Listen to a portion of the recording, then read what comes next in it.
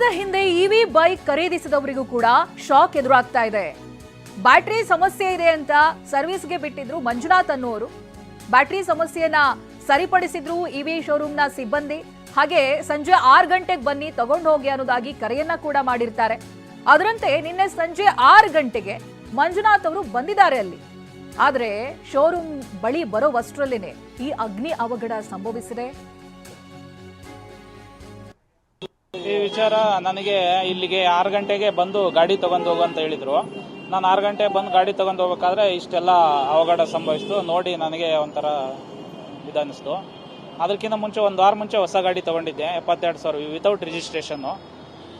ಅದು ನನಗೆ ಸ್ವಲ್ಪ ಬ್ಯಾಟ್ರಿ ಫುಲ್ ಮಾಡಿದ್ರು ಕೂಡ ಒಂದು ದಿನಕ್ಕೆ ಬ್ಯಾಟ್ರಿ ಡೌನ್ ಆಗಿಬಿಡ್ತಿತ್ತು. ಏನು ಪ್ರಾಬ್ಲಮ್ ಇದೆ ನೋಡಿ ಮೇಡಮ್ ಅಂತ ನಾನು ಗಾಡಿ ತಂದುಕೊಟ್ಟೆ. ಅವರು ಒಂದ್ಸರಿ ಚೆಕ್ ಮಾಡ್ತೀವಿ, ಇನ್ನೂ 3 ಗಾಡಿ ಇದೆ ಹೊಸದು, ಅದೆಲ್ಲ ಕಳಿಸ್ಬಿಟ್ಟು ನಿಮ್ಮದು ನೋಡ್ತೀನಿ ಅಂದರು. ಆಯ್ತು ನೋಡಿ ಅಂತ ನಾನು ಮತ್ತೆ ಮೊನ್ನೆ ಸಾಯಂಕಾಲ ಬಂದೆ.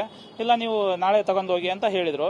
ನಿನ್ನೆ ಮಧ್ಯಾಹ್ನ 4 ಗಂಟೆ ಫೋನ್ ಮಾಡಿದಾಗ ರೆಡಿ ಇದೆ, ಸರ್ವಿಸ್ ಮಾಡಿಸಿದ್ದೀವಿ, ಈಗೇನು ಪ್ರಾಬ್ಲಮ್ ಬರಲ್ಲ, ತಗೊಂಡೋಗಿ 6 ಗಂಟೆಗೆ ಬಂದು ತಗೊಂಡೋಗಿ ಅಂತ ಹೇಳಿದರು. ತಗೊಂಡು ಒಂದು 3 ದಿನಕ್ಕೆ ಅದು ಬ್ಯಾಟ್ರಿ ಸ್ವಲ್ಪ ಹೊಸ ಗಾಡಿ, ಹೊಸ ಬ್ಯಾಟ್ರಿ, ಸಣ್ಣ ಅಪ್ಪು ಹತ್ತಿರಲಿಲ್ಲ ಗಾಡಿ. ಸಿಂಗಲ್ ಡ್ರೈವಲ್ಲಿ ಹೋಗ್ಬೇಕಾದ್ರೆ ವಿತೌಟ್ ರಿಜಿಸ್ಟ್ರೇಷನ್ನು 72,000 ಗಾಡಿ ಪ್ರೈಸು. ಹಂಗಾಗಿ ಹೊಸ ಗಾಡಿ ಯಾಕೆ ಹಿಂಗಾಗುತ್ತೆ ಮೇಡಮ್ ಅಂತ ಕೇಳಿದಾಗ ಅವ್ರು ಕಂಪ್ಲೇಂಟ್ ರೈಸ್ ಮಾಡಿ ಮ್ಯಾನೇಜರ್ ತನಕ ಹೋಗಿದೆ. ಇನ್ನೂ ಏನು ಪ್ರಾಬ್ಲಮ್ ಇದ್ರೆ ಬ್ಯಾಟ್ರಿ ಚೇಂಜ್ ಮಾಡಿ ಕೊಡಿ ಅವ್ರಿಗೆ ಅಂತ ಹೇಳಿದರು. ಅಷ್ಟೊಂದು ಸಾಯಂಕಾಲ ಬರೋಷ್ಟೊತ್ತಿಗೆ ಏನೋ ಪ್ರಾಬ್ಲಮ್ ಆಗಿದೆ. ಮಧ್ಯಾಹ್ನ 4 ಗಂಟೆಗೆ ಅವರೇ ಹೇಳಿದರು, ಗಾಡಿ ಎಲ್ಲ ರೆಡಿ ಮಾಡಿದ್ವಿ ತಗೊಂಡೋಗಿ ಅಂತ ಹೇಳಿದರು.